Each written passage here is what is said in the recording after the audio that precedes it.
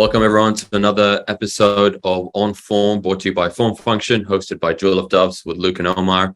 And today we have an incredible artist that goes by the name of Robbie Shilstone. Thank you so much for joining us today, my friend. It's awesome to have you here. How you been? I'm doing great, and thanks for having me on here. Really do appreciate it. No, of course, it's our pleasure. We've been trying to track you down for a while, and we've finally found a window of time that works for you. I know you're really busy, so would love to get right into it. For those who don't know you, it'd be great for you to kind of give us an intro, just a quick elevator kind of spiel, and kind of tell us a little bit more about what you were up to. Sure. So my name is Robbie Shilstone. I'm primarily an animator, designer, illustrator, but mainly an overall artist, kind of through and through. But yeah, so I'm currently working freelance. Been doing that for a little over 3 years, I think, full time. Have had the pleasure of working with some really great clients, Disney's and MoMA, and yeah, just like very fortunate to be able to call this my life for the time being. And amazing. Yeah. Cool. How have you found that 3 years? Like that's like you're kind of living the dream that we want to live, I guess, in a way of that 3 years of freelance. Like, how have you found that 3 years? it was not pretty when it started. Was I to give it a broader sense of my background, I came from born and raised in New York, outside of the city. And I've been living in California since 2017, I think, the end of 2017. I moved out here for a full-time position as a motion designer for a tech startup, and then got let go from that job after just about a year of being out here. And that was in Orange County. And so that was kind of me being like, okay, well, I've had always had client work coming through, and freelancing, up until that point was, not really making ends meet, but it was just filling in gaps. And so since being let go, I haven't, gotten a full-time job since. And definitely rough at first. Took me maybe two or 3 of those years to actually get to, somewhere that's fully stable. So it was rough. It's a lot of fun. It's very liberating, but it's, it's not as pretty on the back end as, maybe it is from a distance. Yeah, for sure. It's really interesting you say that. We're on a call early this morning, like 6 a.m. in Australia time. And basically we're talking to a freelancer who said exactly the same thing. It took them exactly 2 years to get to exactly as you're saying, that more stability, still rocky to a point, but like the stability of having retainers and having that sort of ongoing client base, which is, yeah, really interesting to hear. Because I'm very similar. I have freelance clients that I've been sort of facilitating for years, but I definitely know they're not anywhere near, leaving my job ready for me to like just, plug and play and switch it across kind of thing. So I just love hearing that, because it's like, there will be a period of pain. What I'm hearing for sure. And now that I think about it, it's actually been like 3.5 years. It'll be 4 this August. So I guess not. We're actually coming up on 4. What am I saying? It's fucking July. Somehow we're already halfway through summer. But yeah, it's that it was a weird start to it. And had I not been let go, I may very well have just stayed at that job for quite a while. It was cushy. They paid well. The perks were good. And so sometimes it's being thrown into discomfort is what you need, I think, to force yourself to make ends meet and really push yourself. And, that motivation needs to come from somewhere. And fear is as good of a motivator as, anything else. 100%. So, remove that safety net. 100%, definitely. Yeah, because there's no other options. Like you got to make it work. So absolutely. And that, which kind of led me into this realm in general, is also like this is just another avenue to build and make ends meet. Into the Web3 space in general. So that was a big motivating factor as well. As like, let's supplement client work and hopefully and slowly shift away away from it in the perfect world, or be a little more particular, I should say. Sure. Obviously, we would love to get into kind of the NFT side of things and Web3 and whatnot, but what we're interested in is take us kind of on a bit of a trip kind of down memory lane, or even kind of take us a little bit back in terms of your upbringing, people who are around you that kind of inspired you to do what you do, and kind of just would like to kind of get to know you on that level a little bit, and then we can kind of build up and, get into kind of some of the stuff that you've been doing at the moment. Absolutely. Yeah. So, I mean, my passion for artwork has been here since my earliest memories. I have always had an overactive imagination. I always kind of was in my own world, particularly early on. I just almost don't remember. It feels kind of like a dream in a way, just because I was like so out of my mind and not present in the best of ways. And then, but definitely like my biggest, guiding force was my grandfather. His name's Arthur Shilstone, just my middle name, Arthur. And he was a career illustrator, watercolor artist. He worked with NASA, worked with Nat Geo magazine, Sports Illustrated back when it actually was illustrated. So he was like in the heyday of like magazine illustration. And he, played a massive role. He's my idol growing up. He's just a very humble man as well. And so that was just I was always introduced to artwork in a very, it was never just a hobby. It was like, this is his career.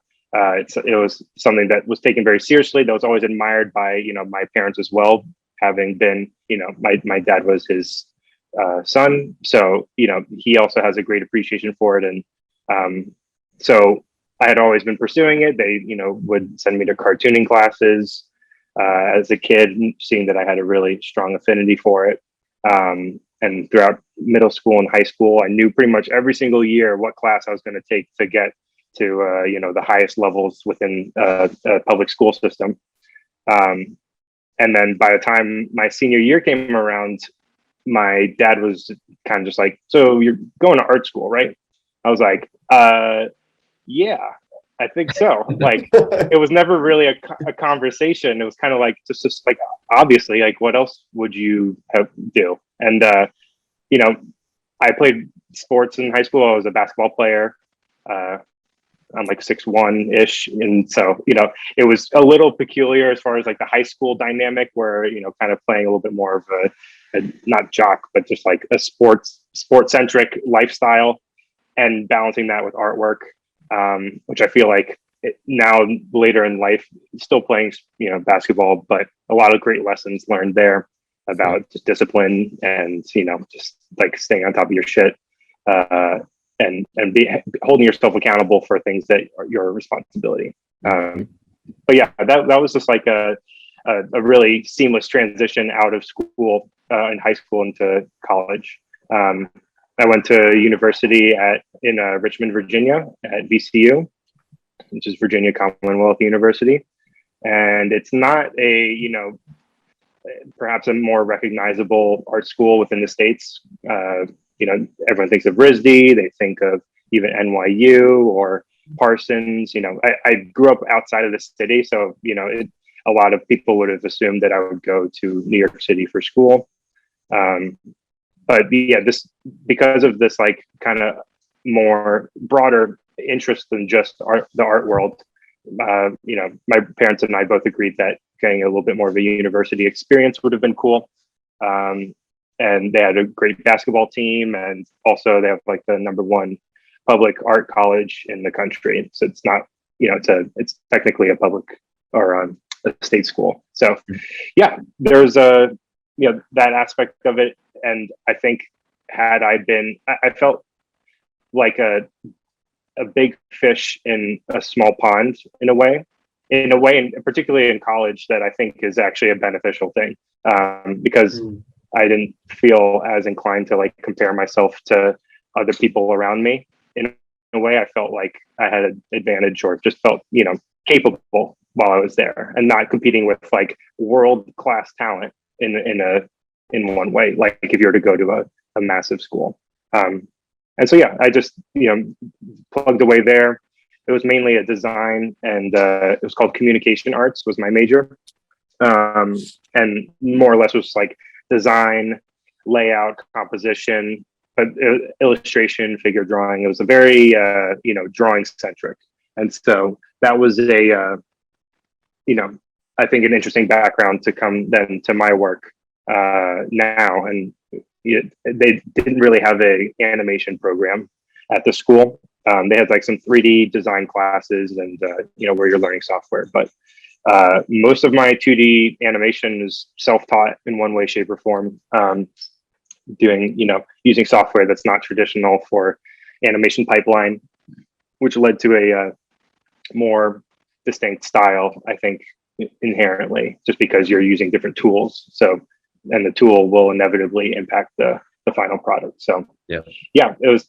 Once I got started, someone showed me how to do frame by frame animation in Photoshop, and from that point on, I pretty much ignored all my schoolwork, or I tried to like sift everything to be somehow animation centric. Tried to make a few films in college. I started animating my junior year, and then from that point was just like hooked. Kept going, and then my senior thesis. So in a semester, I was trying to make, in hindsight, psychotic, but like a 4-minute animated film. Oh wow! And I ended up recruiting like a team essentially of just like people within my program. And I was like, hey, I'm making a film. If you guys are interested in working on the production and whether it's the design or whatever, I would love some help. And I was able to put together a team of like, I think it was like 10 plus people working on this project, just pro bono, just stoked about it. And also just, everyone's eager to work on something. Particularly a lot of people in that program were like, I'm hoping to work in an animation environment without an animation program in the school, or at least in our program. So I kind of was just like, let's give it a go. And people seem to, to at least trust me. Why, I don't know, but they did. They saw something. So yeah, that was early takes at it. Probably have like 4 unfinished films that I tried to make in college that just I had outgrown. By the time I lost steam on it, I was like, I have a different quality in mind to my work by the time I hit the 75%, and would either get bored or just I outgrew the project itself. And then I was like, okay, I need to just keep moving forward and just start a lot of things, not finish most of them. And then, I think by the time college ended, I was I got out of school and immediately had a client piece that was for a libertarian festival, which I don't know if Australia is too familiar with the libertarian political movement, but it's not necessarily affiliated with my beliefs, or at least in certain regards. It's it has its own reputation within the States, and it was a funny first client, but that was really something where I was like, okay, I need to finish a project. I need to actually get something across the finish line. And it was like a little cinematic intro cinematic to a libertarian festival, which is just hilarious. Again, saying out loud. Just I don't know. It's just you take whatever you can get early on, and so it was a decent job. I got to animate a phoenix hatching out of an egg. Yeah, badass. Cool. Yeah, it is. How did you find? You mentioned a little bit ago. Like get into that 75% mark, and then realizing it's not to your standard or to where you want to be, and losing interest. Which I think in like uni work or in college work, it's kind of easy to do that because you can you're in control.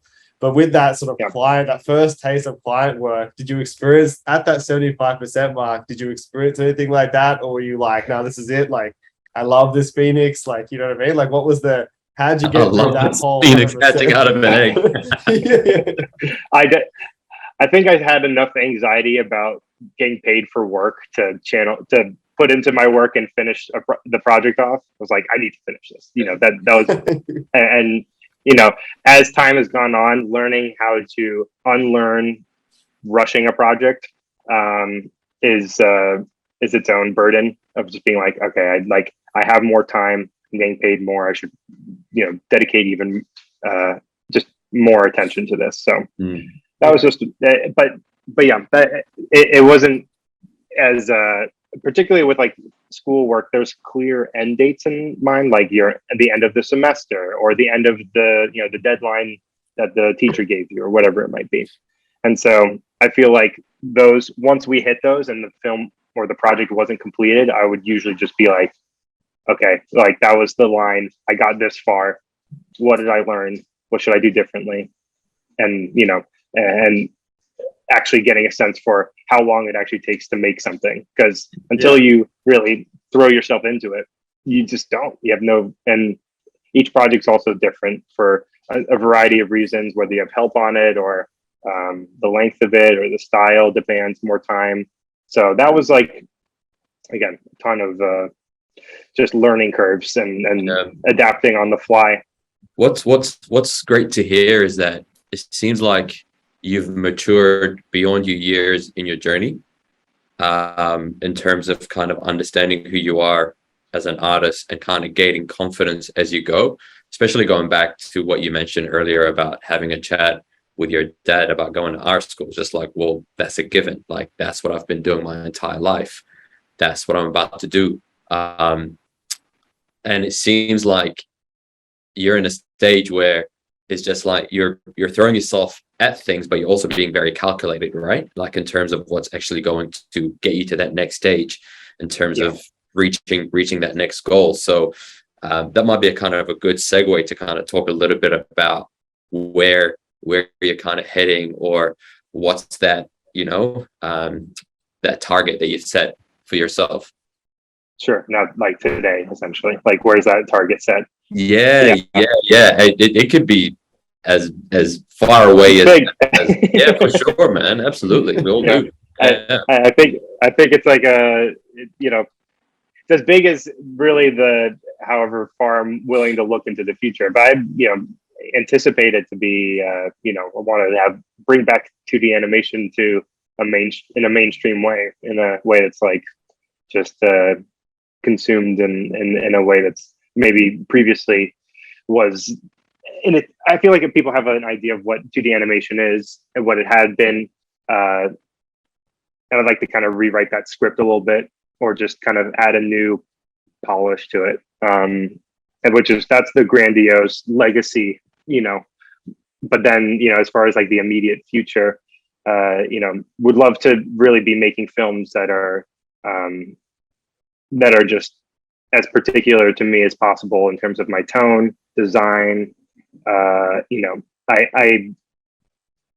do write stories for clients, as far as like we're having a back and forth about the messaging that they want to lead with, and generally it's advertising. So you're kind of painting a story with the goal of selling something. Sure. And so that always, forever and always, will be a factor when you're dealing with client work. Is if it's not, if it's for branding, that's branding to eventually make sales. And, you're thinking like, okay, we need to be professional or whatever. So, that's an aspect of it that is, it's part of the game. It's just like, you have to know it. But at the end of the day, the stories that I want to tell are the antithesis of that, or they're about like, sharing a slice of life about a character that you just haven't, that's so particular. And that's quirky in a way that, I think we can all relate to, even if it's just like, I don't know, like particularly like just disheveled old people appeal to me a lot because they're just like, I love that. They don't care anymore about their appearance, and they're just so unapologetically themselves in a way that's like, there's something true to it because they've weathered time so long. And so I like characters with a bunch of imperfections and a little bit of ugliness to them. Yeah, sorry to interrupt you there, but does your grandfather have something to do with that a little bit? It could very possibly be. I also grew up like in the outskirts of New York City. You have every type of person, and a lot of old Italian men that would be just in my town. From the whole gambit as well, from like a little more Americanized and like maybe first generation American versus like then their grandparents who like don't speak any English, and there's like this air of mystery to them that I just found just to be hilarious to me. So Absolutely. yeah, I don't know exactly why, but I'm not going to challenge it. It's just a natural, And gravity towards it. absolutely. And I think that's what caught my eye first. And I was like, yo, Luke, have you checked out this guy? I think it was when I first messaged you at the time. I think you've still got it as your pinned tweet. Yeah. That gentleman that's kind of looking in the distance, and then he does that subtle kind of, like The side eye. the side eye thing. And I was like, holy crap. And then I started going into it. And then the latest one you had was the old cute lady walking around with like a Prada bag. Yeah, that was sure. And I was just like, wow, okay, like the look and feel, the style, I can see this being like a cool fashion thing. I can see this being like in the New Yorker, like you've got all these kind of cool aesthetics that have come together, produced in a way that's not, I guess, commercial or that you see on a daily basis. But if you were to flip the switch and treat it that way, then there is that potential for it. Yeah. So maybe talk us through a little bit through your style and process of art, because looking through your website and looking through your reel, there's various aspects of it, but then I think you've honed in a little bit more about what you just mentioned about the unapologetically old people doing their thing, being comfortable in their skin, no filter, no nothing. Like, talk us through how you got to that point of refinement. Yeah, it took me quite a while to land stylistically where I'm at. I think early on had tried to fit a pipeline role. I was looking to possibly learning new softwares and things like that to be hireable in an animation studio environment. But I found that going the opposite direction and actually rejecting that entirely was what allowed me to stand out. And I learned how to do, I can draw as realistically or as stylized as I'd like to. And for a while, I kind of felt like I needed to prove something with my education. I was like, I need to I can draw, realistically, I probably should. But by the time I had finished the piece, I felt like I just overworked it, and the brevity of what I was working with kind of, this is like maybe it was right before I moved into Los Angeles, and I was like in a bit of a creative rut. I had done this really, this more experimental piece called Perspective, which is on my website, and it's just sound design and shape, and I really, really liked it, and it was far more experimental than I had ever really pushed my work. And so I was like, I wonder if I can like somehow incorporate these kind of like flat geometric qualities into the work. And then I was flipping through some old sketchbooks as well, and was just really diving into jazz music again. And there was this one sketchbook I had brought on a cross-country road trip, went to Chicago, and went to like one of the oldest jazz clubs in, I think it's in the country, if I'm not mistaken. It's like old Al Capone's, like, excuse me, his like stomping grounds. Oh, dope. And I did some sketches there that like had a lot of energy to them and was really just like kind of channeling the music. And I was like, were you just sitting there with a sketch pad and kind of just doing your thing? Yeah. And I had this really great calligraphy pen, which just gets these, you could put it on, it's essentially a flat square nib. Mm-hmm. And if you lay it flat, it's very blocky. But then if you, if you were to put it on its corner, it would like, actually I have it right here. It would essentially just get this really fine point. So it's very expressive.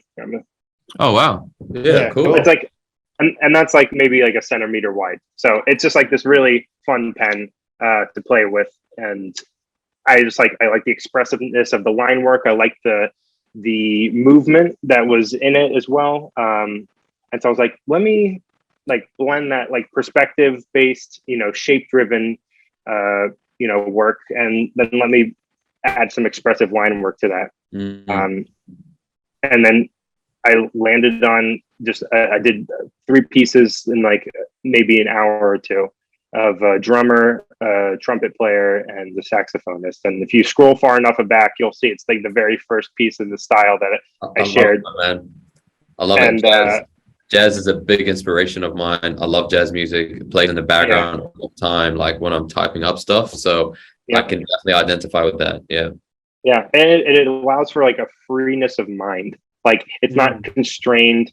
It goes in multiple directions, and I feel like it mimics a train of thought far more than really like methodical 4/4 drum kit kind of thing. So yeah, that just played a massive role in it. I did a bit of a series with that, and I just haven't gotten bored of it yet. Mm-hmm. So I'm just gonna keep going until I feel like my interests pull me elsewhere. But I find that within these constraints, I have a lot more room for experimentation because you're kind of collaging something together in a way. It's like with the bass pieces and then the line work.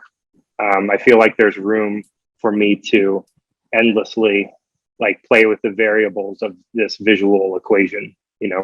A plus B equals C, but then take B out, like change that with X, and now you have just this new outcome, and you can just like fuck around with all that in a way that I feel like I can endlessly sit here and just do that with new intriguing outcomes. But it has to be different. The second I start retreading old ground, I feel like I get antsy because I'm like, I'm not discovering anything. This is closer to what work is like knowing what the outcome is, and you're just forcing your way to get there.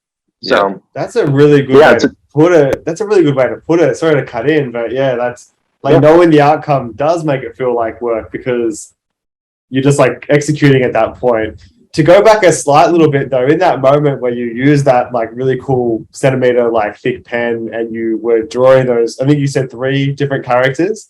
Like when you got to that point where you where that happened, like how can you just describe how you felt in that moment, like specifically in that moment, like what feeling did you get? Like did you know that you had struck a new style? Like what was that feeling? Yeah, it was definitely exciting. It was definitely like, ooh, like this. The difference in what I was doing at the same time is so stark and so different, and it felt good to finish something in like minutes. That feeling, I was like, oh my god, I got to like the final product immediately, and it forced the idea to be the thing that was the thing carrying the piece, as opposed to the rendering. And I was literally trying to work for like Blizzard Entertainment, like Hearthstone. I don't know if you know, it's a card game.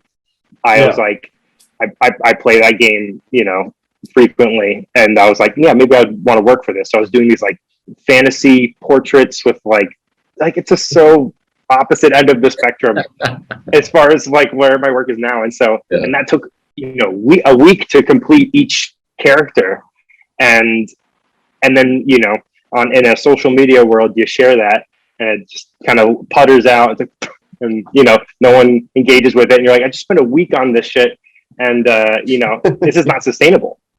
And so another part of it was, okay, brevity for the sake of the world that we live in today. Like we're in a fast world, and people don't have time to just are unwilling to sit with things. And so if that's the case, why am I sitting so long with my work?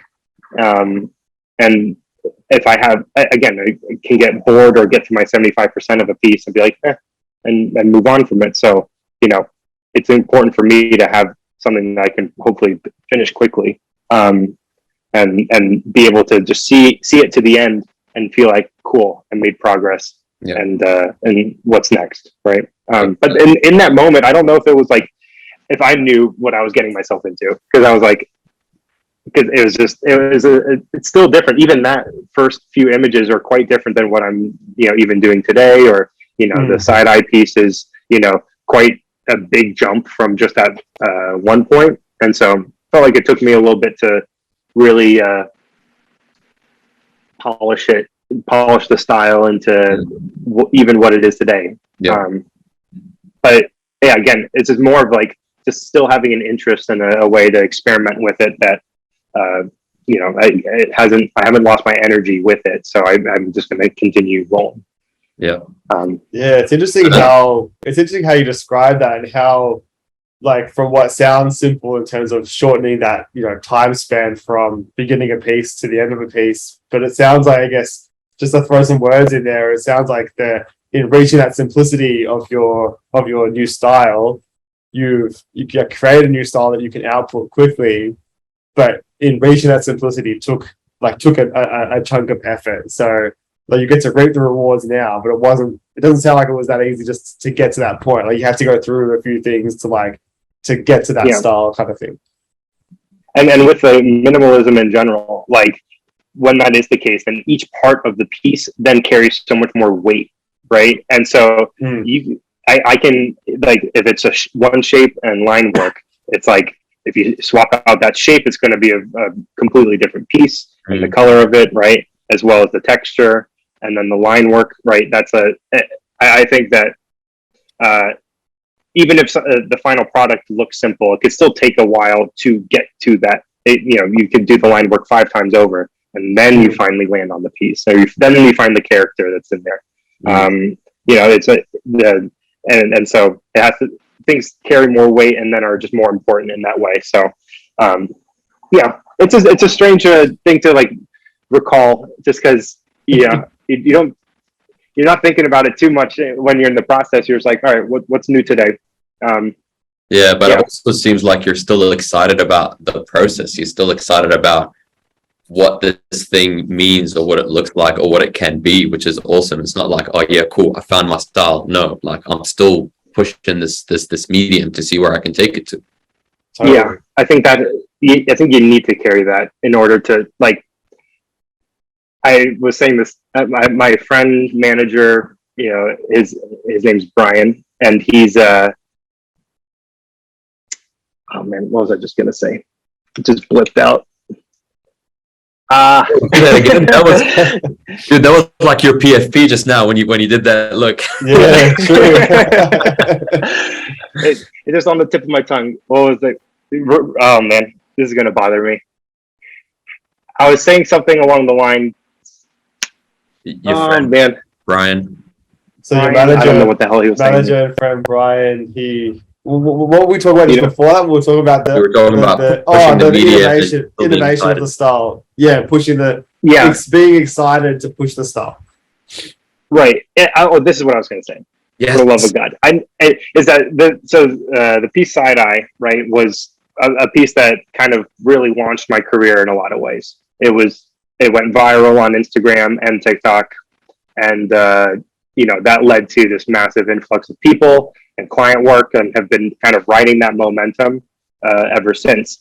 And I was telling him, Brian, recently, if I were to just repeat that over and over, as far as, like, stylistically, like, continue to make characters that are similar in look to him, and just and stylistically, like, framing and whatnot, that would probably be a recipe for success, as far as, like, just continue to churn out the same idea over and over. But that would be exactly what I just said, which is just retracing what you had already done. And so it could be a blessing and a curse in a way of, chasing. I think that if you're chasing success and you're letting the idea of popularity impact too much of what it is that you're making, and then that's coming from not a great place to experiment, because now you're considering the viewer in this process, when I feel like you should just be trying to make something that impacts you, and then that will inherently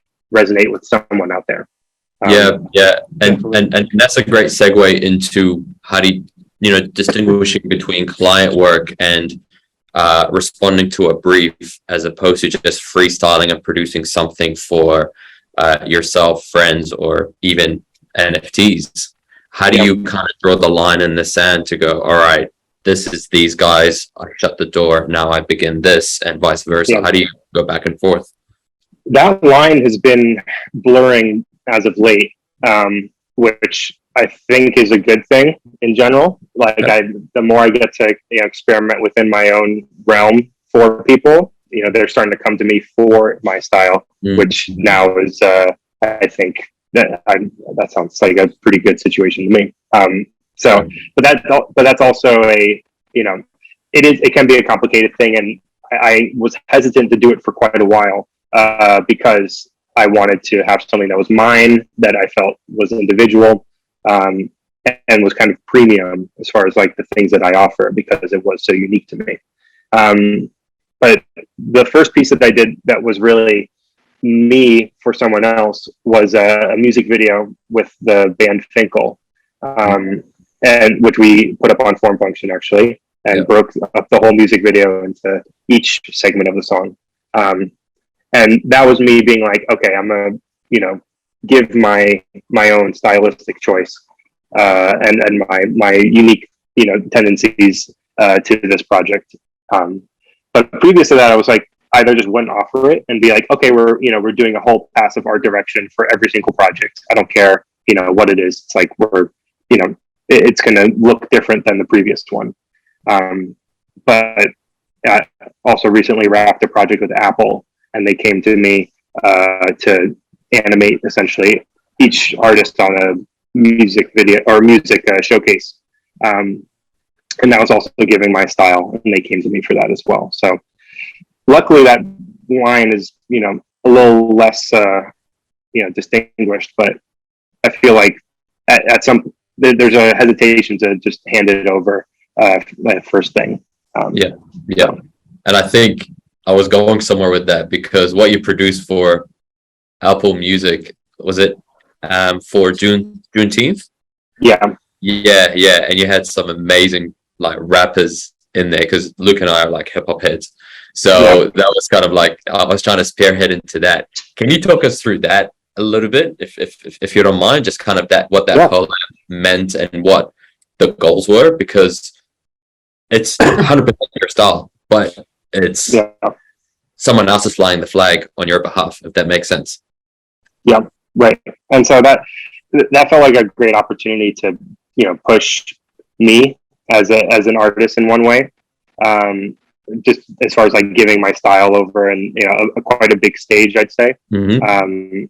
But obviously wanting to be cognizant of the situation and the holiday that it was being released for, and needing to take a back seat in a lot of ways, particularly with just how I wanted to be front facing about it, and being like, this isn't about me right now. It has to first and foremost be about the musical artists. It's who needs to be elevated in this moment. And so that was a little bit of a weird thing to come to terms with within the project as well. Not a weird thing, but just something I wanted to be aware of and not be completely ignorant to the situation. And so my main goal really was just like, I want to portray each artist in as flattering of a way as possible, and elevate them to what I hope people think of my work. And so that was just like my primary focus with it, and trying to achieve likenesses accurately and well is something that I dread. It's like actually like one of my least favorite things to do is to draw real people. Because immediately people are like comparing the two, or being like, that doesn't look like them, or whatever. And that also just kind of chips away at the fun aspect of creating characters, which is discovering them and kind of tweaking them and seeing where they may fall. And now you have a goal in mind and you're trying to achieve it. So that was a part of it that I had I had to kind of swallow my pride and be like, okay, this is certainly a project that's worth putting in this amount of effort to really get a likeness of someone correct. Definitely. Huge project though. It was a really, was big for me for a lot of reasons, but just I felt like one of the bigger stages that I had been on, in a way. And so even if it was just a social media push asset kind of thing, it was still just it was just fun. A huge milestone. Yeah, it was great. And going back to that analogy with A plus B equals C, and then kind of removing the B and having X in there, whatever the case may be, how often do you kind of do that when you're working on client work, besides the Apple example? Because you've worked with like Method Man, isn't like Method Man Redman? From Wu-Tang. From Wu-Tang. Yeah. How often do you play with that formula when you're kind of responding to briefs? Obviously, Apple has a very solid kind of objective, so probably that's not a good example to refer to. But if there's anything like that where you've gone, you know what, I can move the needle on this a little bit and push my agenda, just to kind of get an outcome that you're proud of. Yeah, I would like to think that with most projects, I'm somehow playing around in that way. But it really, the where like I do push things, I'd say more so than anywhere, is the actual base shapes. The line work I think is pretty consistent across, and I feel like that's something that distinguishes me. I think a lot of people could do what I'm doing.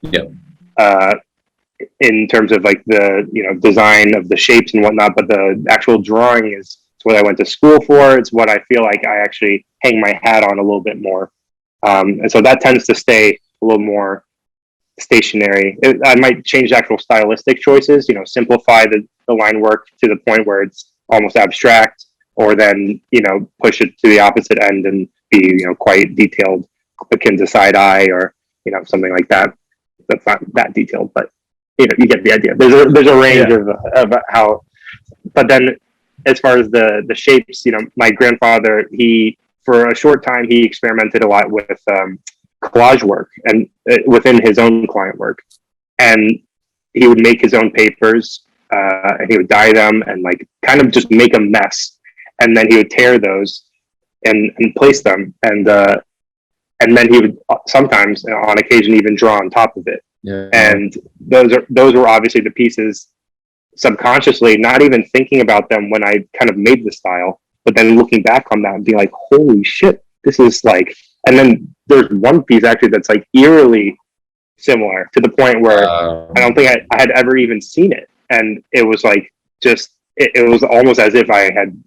You would look and be like, you pulled directly from that. It's like crazy. And so that's the base shapes I like to think of as paper, just like pieces of paper and like watercolor textures, and but I actually went in and scanned a lot of his paper textures though, and for a short time I was using them quite a bit in my base layings, but they were harder to animate because you're only limited to the single piece. And so with the animation style, I wanted to have this lively texture quality, and so I haven't used them as much. But that's like, those are examples of when I would play around with the variable aspect of each part. Sure. And as far as with client stuff, there's one project in particular that I went through maybe like 8 or 9 like full art direction varieties. And oh my, it was a grueling project, in terms of just and there was so much like business lessons along that way, and learning on the fly and standing up for myself, and having to like essentially ask for more money in the middle of the project, which was something I really hadn't done prior to that. And so that project just had a ton of revisions, to the point where it's like, forced it slowly and surely. It started within my camp as far as stylistically, and slowly drifted away from that until it was just not super corporate looking, but it was certainly not my style in that way. So sometimes you're forced to play with the variables beyond your excitement level. Hopefully came with a big check just to kind of it helped. Yeah. It definitely helped. Probably could have been more, but I have a question. Take it as, I have a question just before we get towards the sort of tail end, because we've kind of been glossing over, or not glossing over, we've kind of been mentioning a lot of high level things like the words like 2D animation, character building, the business side. From a freelance animator point of view, like what are the key elements? I think we're underplaying just how much you do, is my point. So I wonder, can you maybe explain to us those key elements of what you do, from like, you know, the character development, story building, like all those like things. I think we're not giving you your flowers to a degree, because there's like, we're talking about it so fluidly, but there's a lot that happens. So what are those sort of steps that happen? Yeah, first, I mean, if we're talking about the very beginning, it is usually like just advertising on social media of like that's the very beginning of the whole, you know, freelance process, is like put your shit out there every week and kind of put your flag in the ground as far as like what it is that you do, right? Then people reach out, you know, the whole business admin side, you're talking contracts, talking, you know, the actual financial aspect of it, you know, negotiating there in terms and whatnot. And then, you know, designing, storyboarding, all the revisions that come with it along the way. You have an animatic, or you should have a boardomatic first, which is taking storyboards, which are essentially just, you know, rough ideas of frames, piecing that together to some temporary audio, and making sure before you really dive into the weeds of animating something that the client has a pretty good idea of how this thing's going to come out. And so you do that, then go in with a whole rough animation pass, which is just essentially line work and, you know, no color, more or less. And it looks really ugly at this point. Like it's so, it can be frustrating to be dealing with clients at that stage, because they're like, it takes a lot to get from that to then the final product. Yeah. And so I think there's there's always like more hesitation there, because they're like, oh, we're kind of deep in this now. Like we can't really go back. And I'm like, guys, I promise you, I'm going to take this to the finish line and you're going to love it. And so that whole, you know, dealing with clients is part of this whole thing of just like keeping expectations in check, shooting ideas down that are out of range, or saying that's just going to cost more, you know, not in like an attacking way, but just a matter of fact, like that's more time, more money. It's a ton of, and then the actual bookkeeping side of things, and, you know, learning about just running a business and the hurdles of that. And so it's a lot. It's my entire life in a nutshell. Like, you know, certainly have a social life, certainly have a lot of friends in Los Angeles, but, you know, more often than not, I'm spending my time working on it in one way, shape, or form. Mm-hmm. And so that's the, you know, the sacrifice. It's like, you have the freedom to take on clients and or shoot things down if you don't want, and make your own schedule. But then, you know, it really does engulf a lot of what you do. So. Sure. Would you ever consider getting representation? You know, beyond my friend Brian, who I mentioned before manages me, I don't think so. Mm-hmm. Like that was the first time ever really, you know, bringing someone on in a financial sense. Sure. You know, to help out with me, and I've always been quite protective about like who it is that I decide to work with in that way. Yeah. Because I don't know any better, right? And everyone's just trying to like, they see you on the up and up, or just like in one way, shape, or form, they're like, I could probably profit off of this guy. You know, I have something I can offer. And so you just get hit up all the time about, hey, there's this new software, this new social media platform, this new whatever. And we really love you. And you just, you know, bombarded with that. And so I tend to just turn off my ears more often than not about opportunities like that. And so that when it comes to representation, that's usually falls under that category. Sure. You know, at this point, like I'm trying to maintain ownership of everything that I'm making. Like that's like, I understand in the long game, if you want to like actually have assets as far as like intellectual properties and things like that, that owning things is really how you leverage, leverage things financially. Absolutely. And so that's just one. I'm hesitant to bring too many people into the fold until that machine feels like it's working properly, and then I'm not risking as much. Yeah, no, definitely. It kind of came to mind just because the trajectory is kind of inevitable. Yeah, that's based on the conversation, the launch pad, the foundation, everything is bound to kind of, go in that direction. So yeah, just thought I'd throw it out there and kind of pick your brain about it. We've spoken a lot about kind of your background, clients, and what you've done. Let's talk a little bit more about NFTs and kind of Web3 and how Robbie managed to find his way into that crazy, crazy world. What are NFTs again? Yeah, they're like great question. Let's start with that. It's the fact that it took a whole hour to get to this is hilarious on a Formfunction podcast, nonetheless.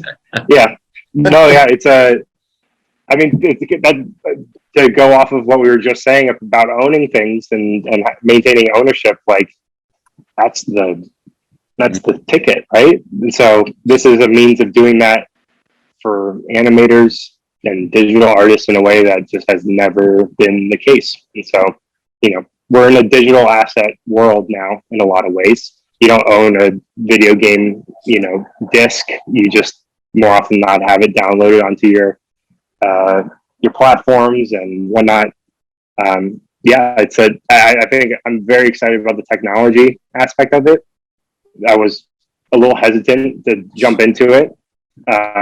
My manager was one to be like, I think that you should get in on this. I think you're the prime candidate kind of thing, as far as someone that would really benefit from this. And I probably wouldn't have done it had it not been for him, to be honest. Like, he was kind of a real catalyst in taking that risk and also easing me into the space. He wasn't much of a crypto enthusiast prior to that either.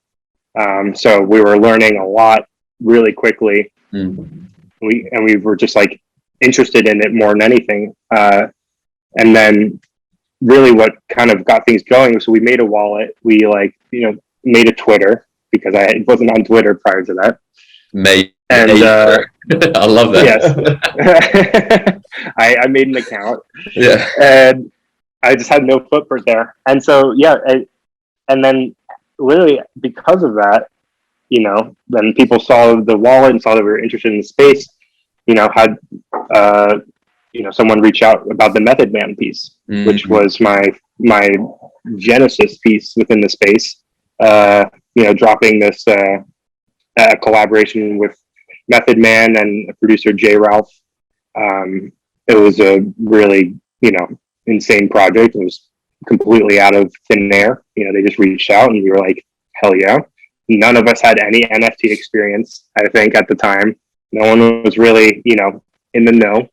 And so there was a lot of back and forth as far as just figuring out how to do this on a logistics side. The work side was easy, right? We knew we had a pretty good idea as far as where this was going. They had a song that it was an unreleased track that they had made.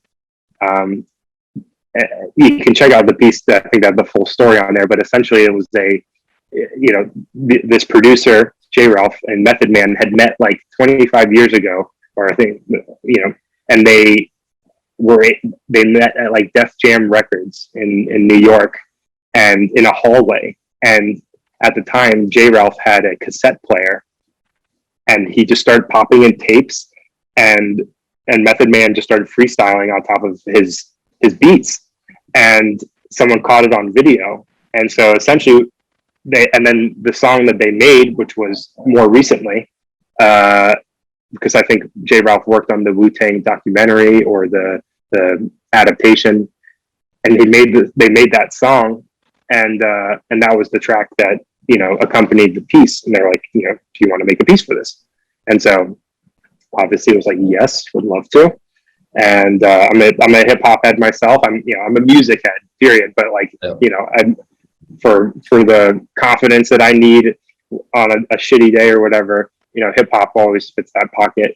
Yeah. And yeah, so 100%. that was just a crazy piece to jump into this space with, and particularly when such like a unfortunately like clout based part of the Web3 NFT space, like that set me up, I think, in a way. Not that I'm anything crazy in this space, but at least it set me up to hopefully be more taken more seriously within this space. Even though I think the work would say that already, people need to hear these, collabs and who you worked with, and the reputation thing in this space is intrinsic to it, unfortunately, but also just part of the art world in general. So that was a great piece to come into this with. And after that, we had that release at the very tail end, like December of 2021. And, we went home for the holidays, came back. And then I was like, I think I want to make a film using this. I want to use this as like a fundraising model. And so at this time of recording on Monday, we're going to be starting to drop a few pieces to start funding a film on Formfunction. Okay. So that was like, I always saw the NFT space as, yeah, this is cool. I like the idea of digital artwork, as far as like the one-of-one aspect of it, very cool. I get it. But that didn't excite me as much as seeing it as a tool to approach bigger projects. And, I've always been like, I'm looking to, bring my projects into film. And this to me was just like another way of just trying to make that happen and not divert my attention away from, from my work, or I could just focus entirely in a financial sense on making a film. And so that's amazing, because also that's amazing. I think the first time we DM'd, you mentioned that like that idea, and you were sort of like urging me to go in that sort of way as well. But it's just really exciting that from then, which was probably a good few months ago, from then till now, like you're ready to go. That's cool. So like, can we go through any alpha, I guess, like any of that, any of that plan? This will probably end up coming out after this project's wrapped, or I don't know how long it's going to take for the actual podcast to come together. So it might already be out there. You might be able to search it now. But we're going to be, and it'll be interesting to see how this ages. We're going to be releasing a one-of-one collection of 9 animated dogs, along with a couple of additions that will encompass the budget for a film, a 1 to 2 minute film. And the idea, the main driving factor behind this is essentially whichever dog is collected for the highest amount will be the main character of the film. And so, cool. And so kind of giving this a little bit of like fate, if you will, to how this story is going to unfold. But the premise is that, these dogs are going to be in a park setting, and they're going to it's a little bit of a slice of life. You're going to follow the main character as they, meet other dogs, they play in a fountain, chasing birds and stuff like that. Just a very like humble story, nothing crazy. But yeah, that's essentially what we're working on now. We're going to be doing, 3 dogs a week for the next 3 weeks, along with an addition each week as well. So yeah, and then by, purchasing the dog and collecting it, that will get you access to, you'll be credited as the dog owner of at the end of the film. And so they're essentially will turn into background characters within a film, which I think will be cool to be like, that's my dog, right? But also you'll be able to name the dog, and that'll be the name at the end of the film.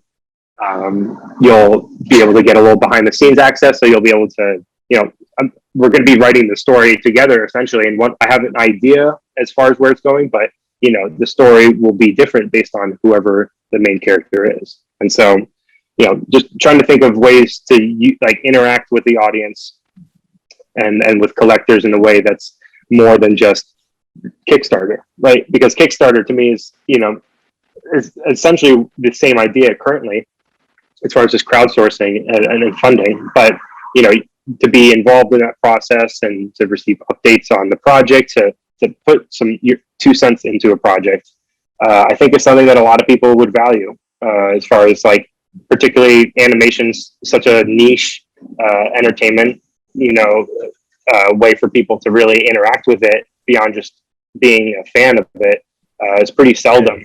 And so I think for the average person that's just like, I love your work, but I can't necessarily work in that way. This is a way to at least get a little behind the scenes and put your stamp on it.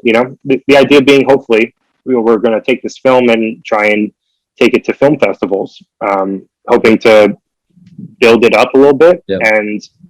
and not only have the Web3 aspect be a marketing component of it, being like, this is a Web3 funded film, but also those people now are a part owner in it, to some degree. And so if the film does well, if it gets picked up, or whatever it might be, hypothetically, the value of your piece goes up alongside it. And so being a stakeholder in the film in that way, I think, is also intriguing in a financial sense. It's a new way to invest in entertainment, which really wasn't, other than like investing in Netflix or something like that, which is such a broad way of interacting with these media corporations. You can do it on a much smaller scale, and in a way that's much more personal, and hopefully it's a lucrative process as well. Not just, but at the end of the day, something I always approach this whole space with is like, if the work holds up, that's value in its own right. We all pay for a lot of things that don't increase in value over time, right? So if you get something of value as time goes on with it, hopefully, despite the market fluctuations as we're in, right now, hopefully you're still just excited about the work, because that's what's hopefully keeping you here. When the dust settles and everyone and the hype fades, like, oh, but there's actually some really cool shit being made. Like, that's going to keep me around first and foremost. So just trying to keep that in mind as we head into a crypto winter, perhaps, or who knows? Yeah, for sure.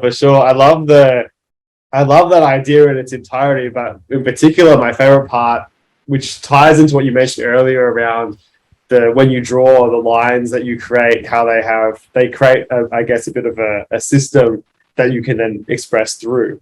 It kind of feels like that a little bit as well. Like the collectors will force you to make decisions or be decisive in a way that you may not have seen before, or like it'll be less of a back and forth with a client and more of a back and forth with someone who's invested in the project, I guess, in terms of not financially, but like wants to see it through. And I love the idea of not knowing what the main character is until it's bought. I found a similar thing with Esther. Like, if I didn't ask the community, the audience, which Esther silhouette to go for, and I chose the one that I thought was the best one, Esther wouldn't be what it is right now, because like everyone else chose the one that was last on my list, but actually is the best one.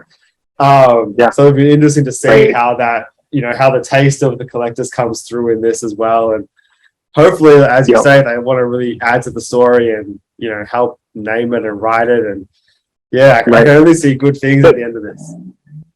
I think, I mean, both Brian and I are talking about this. We're like, I think this is kind of cool. Like, I think this is a cool way of going about this in a way that's, that we have confidence that it's going to do well.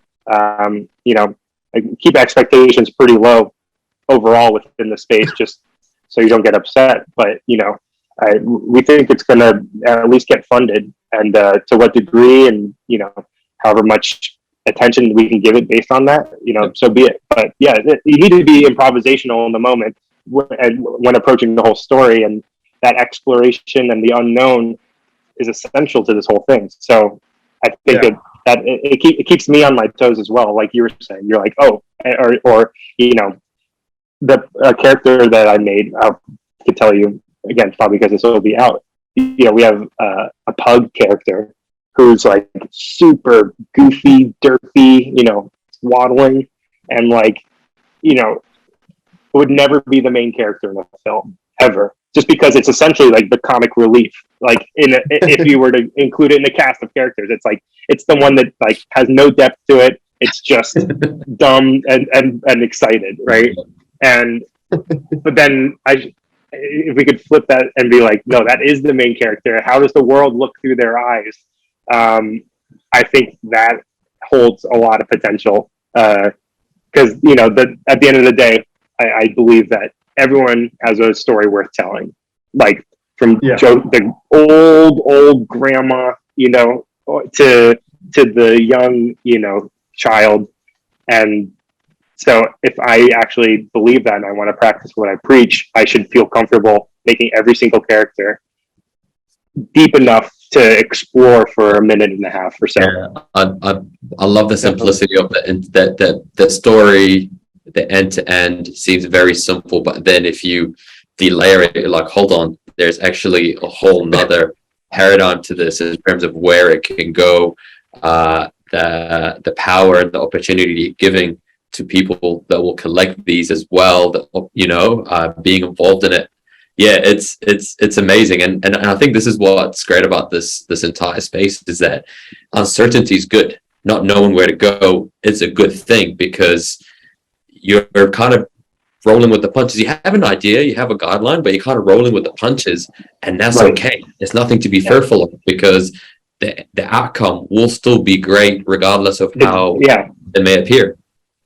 You got to trust yourself that you'll make it to the end and there'll be something good on the other side of it, right? Yeah. And I agree. I think that also people are just using this space in new ways. It's a way to interact with people in a new, fresh way that, and we should be, leaning into that far more than not, because that's the appeal. It's like, focus on the things that are specific to the space, not the opposite. And I find a lot of people are like trying to recreate other spaces within here. And I'm like, failure needs to be on the table at all times. Otherwise, you're not pushing it in a way that's actually engaging. And so, because you have to believe in something enough to be like, let's give it a go. Let's see how this pans out. Yeah. And so, we're stoked on it. And, finishing off last things and marketing material stuff, and kind of not giving too much of a runway for this. We're pretty much, starting to publicize this like a week in advance. We'll probably put up a Twitter thread tomorrow about, filmmaking in this space and whatnot, but it's just, it's something that's like, just going to drop and see how it does. Love it. Respond. We have Formfunction's going to be behind us on it too. They're helping with a little bit of a new platform model of like a fundraising model with like the goal in mind and stuff, and kind of shaping their platform around the project a little bit, which is awesome. And it's a huge reason why we're huge into Formfunction, is because they're just so fast. And this is about as good publicity on the Formfunction podcast that you can get. Formfunction's on top of it. They're amicable. They're really great people to work with, and we've had a bigger film in mind for this exact premise. That after the market crash, and we were like, okay, we should think bigger with this rather than smaller. And so this film is going to be called Off Leash, is kind of the dialed back version of the original concept. So we have an entire other film ready to release right now as far as the same model, but we just didn't want to put it out because it is a more ambitious film. Sure. And we would want to fundraise more. And we feel like in this current market, asking for the amount that we would really need, which is, roughly $80,000, sure, is just not really feasible. Or because I feel like also within this, and this might just be a personal thing, but one Solana always equals one Solana. It's not like the monetary value of it fluctuates, right? But it doesn't matter what that is. I get the sense that people are like, 10 Solana is always that, regardless if that's $1,000 or 300. And so when approaching this, being like, we do need that 1,000 as opposed to 300. And so that kind of just forced us to dial this all back a little bit, and come with this new conclusion. It also kind of allowed us to rethink the previous film model a little bit in a way that I think is actually a better outcome. So postponing it makes sense for a lot of reasons, and eager to see how this one does, and again adjust and react based on the outcome. Yeah. No, Yeah, definitely. I love how it's cool to hear someone cut in. It's just really cool to hear how you had like a really ambitious one, and this is the toned down version, because I feel like the essence of what I'm hearing here is that you have an ambitious project in itself in the one that you'll have right now, but it also feels very achievable. So like, I think you've done really well in balancing that like wonder and awe of like, we're going to be a part of making a movie, but slice it down to a point where it's very, very realistic, although ambitious. And I think that's a bit of a missing piece in this space. Like, a lot of people that I talk to don't want to sort of say their real plan because they're worried about over promising and under delivering and all these types of things. And I think for myself as well, like, how do I succinctly say what I'm trying to do? And I wonder if what I'm learning now is like, be ambitious, but tone it down to the point where you can actually have an endpoint and get it done. Because then you can get some runs on the board, I guess, and finish things, and not just like be like, we're going to make a game. That's massive. But that, you know what I mean? Like, it's too big. Yeah, for sure. You got to kind of think, what can I achieve right now? And then, and adjust and know where it's going, at least, or a broad sense of where it is. And the great part about ideas is that they don't go anywhere. They're like, the good ones stick around. And some of the characters that I'm designing are characters I designed 8 years ago. Wow. That I'm like just adding a new coat of paint to and being like, sick, like, this is a good idea. Why am I just going to abandon it? And so, we also did this film fundraising model already on Formfunction in a very rudimentary sense. There's a piece on there called Bowler, which is, it was 3 keyframes essentially of a guy, like this, and then with the ball back and at a bowling alley. And doing a similar idea to this, where if you purchase one of those, you get involved in the process of, seeing the storyboards, having some input. And one of the guys that was on it, or 2 of them were animators. And so it was cool to have other animators in the room as well that know the terminology, and you can kind of converse in a way. But that was us being like, let's just try and see if we can get this to work. And it did. And so it's like, okay, next step, let's make this a little bit bigger, a little more ambitious. And slowly but surely, I'm sure we'll get to whatever that finish line is. Yeah, I love it. Or that'll get pushed back. No, I'm pretty sure you'll definitely get something out of it. And having Formfunction to have your back throughout the way and kind of give you the tools that you need, we'll definitely see you at that point. We're starting to wrap up here. Obviously, we can get into this hours on end. There's so many more questions I've still got for you, man, that we haven't even covered yet. We can do a rapid fire if you want. yeah, for sure.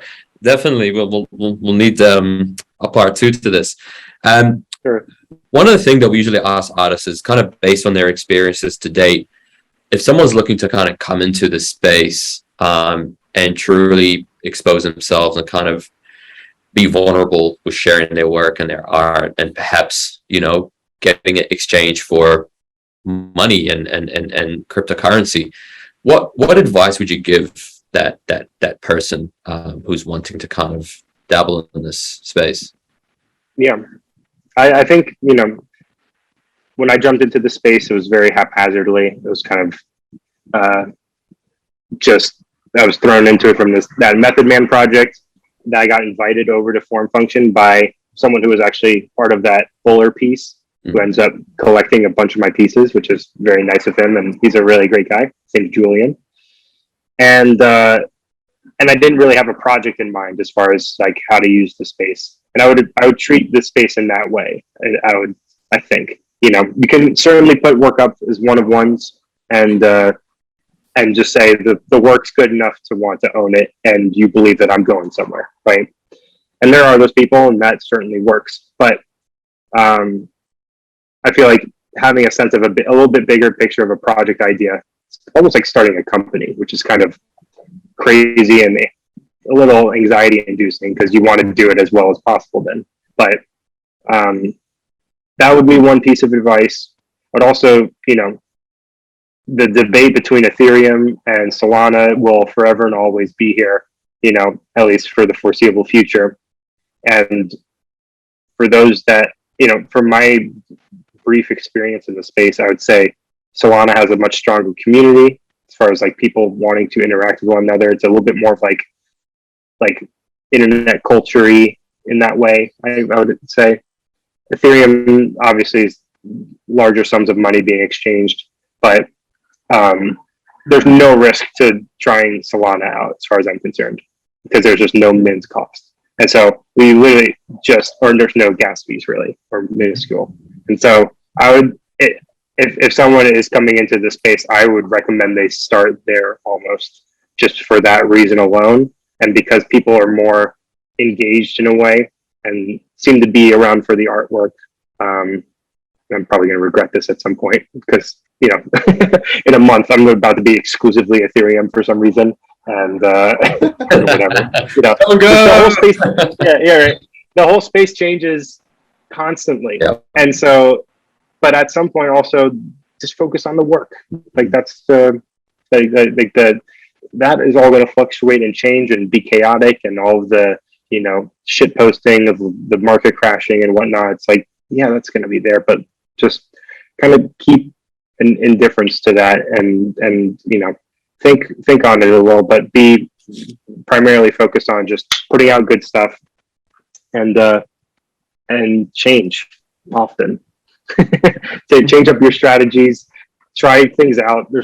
It's so incredibly unforeseen as to how this whole thing's going to pan out. Mm-hmm. And so it'll be different next month. So how could I plan that far in advance? Exactly. Really. Yep. So that's just that. Those are a few nuggets for newcomers. There's a long list really of advice, but I'll keep it to there for now. Oh, brilliant, man. Really well summarized. And again, a lot of artists echo the same sentiment. It's just put your work out there, put your best foot forward, and kind of just, again, it's unknown. So who knows what's going to happen tomorrow? Just, do your best. Robbie, this has been amazing. Like I said, we've been trying for a long time to kind of lock you in. And I'm so glad that we finally found a slot. We're very grateful and honored to have finally met you face to face. This is genuinely the first time we meet, which is great. Yeah. You're one of those guys where you talk to him and you're like, man, I'm pretty sure I've known this guy for like 2 years. It's just so easy to talk to you, man. And it's been a great conversation. For those who aren't following you or aren't aware of your work and would like to check you out, what plug yourself in, what can they find you? Yeah, I'm at Shilstone _arts everywhere. And so you can just find me there, Instagram, Twitter, TikTok, everywhere. There's just the one catch. We'll be on Formfunction, see how this project does, hoping, for good things ahead. And thanks so much for having me. It's really great to share process and work and philosophy about all this. You only get to share so much of yourself through your work, and so I'm happy to share a little bit more about myself. We've loved hearing it, and we've loved having you on, man, for sure. Yeah. Well, we'll definitely be in touch more as time goes on, and look forward to seeing what you guys are producing as well. It's great to see the whole space is excited and pushing things forward. Awesome. Thank you so much, Robbie. Thank you. Thank you so much.